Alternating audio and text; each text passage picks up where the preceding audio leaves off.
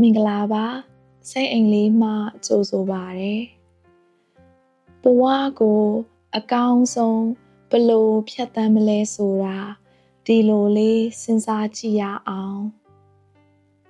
ဘဝဆိုတာအဆုံးမရှိတဲ့ပင်လယ်ကြီးတစ်ခုပါဒီပင်လယ်ကြီးကို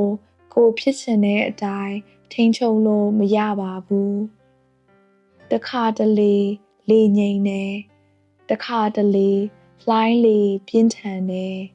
တခါတလေမိုးအုံပြီးဘာမှမမြင်ရတဲ့နေ့တွေရှိတယ်တကယ်တော့ကိုဟာဒီပင်လယ်ထဲကလှေငယ်လေးတစ်စင်းပါလေငိမ့်တဲ့အခါရွက်ကိုဖွင့်ပြီးလေကိုဖမ်းပါလှိုင်းကြီးတဲ့အခါရွက်ကိုမဖွင့်ပဲလှေကိုတည်ငြိမ်အောင်ထိန်းပါ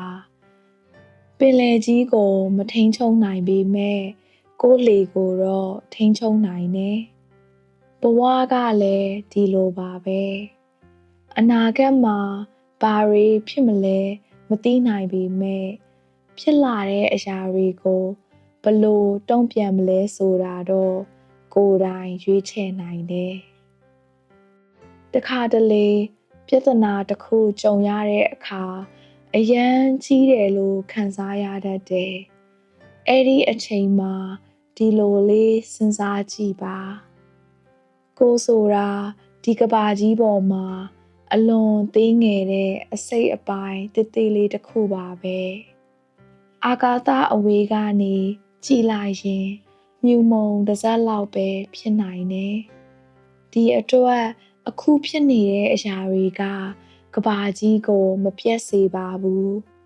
အချိန်တန်ရင်ဒီအခက်ခဲတွေလည်းပြီးဆုံးသွားမယ်ပြောင်းလဲသွားမယ်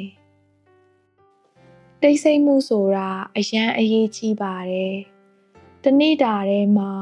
တစ်ခဏလောက်ပဲဖြစ်ဖြစ်ကိုအေးအေးလေးနားခိုခွင့်ပေးကြည့်ပါ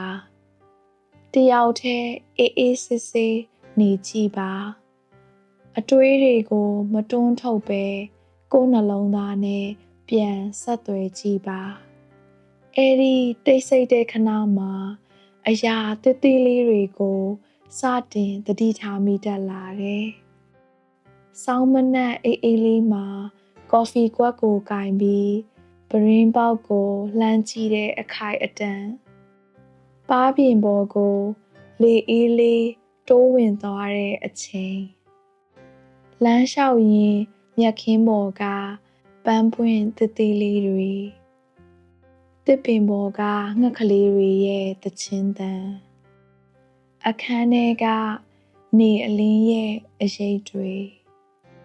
ကလေးတွေပျော်ရွှင်စွာကစားနေတာကိုမြင်ရတဲ့အခါအဲ့ဒီအရာသေးသေးလေးတွေကတကယ်တော့အမြဲတမ်းကိုယ်ဘေးနားမှာရှိနေတာပါဒါပေမဲ့စိတ်ကအလျင်လိုနေတဲ့အခါသတိမထားမိတော့ဘူးပျော်ရွှင်မှုဆိုတာရှုပ်ထွေးတဲ့နေရာတွေမှာမရှိပါဘူးနေ့စဉ်ဘဝတွေကရိုးရှင်းတဲ့အရာသေးသေးလေးတွေမှာပဲရှိတတ်တယ်ကိုယ်စိတ်ကတဖြည်းဖြည်းတည်ငြိမ်လာတဲ့အခါအဲ့ဒီအရာတွေကိုသတိထားမိလာတယ်ပြီးတော့ဘဝကိုလည်းအေးအေးဆေးဆေးတည်ငြိမ်စွာတုံ့ပြန်နိုင်လာတယ်အဲ့ဒီအချိန်မှာပဲကိုတကယ်အခုပဲရှိနေတယ်ဆိုတာကိုခံစားမိတတ်လာတယ်အားလုံးပဲစိတ်အစဉ်အေးချမ်းပြီး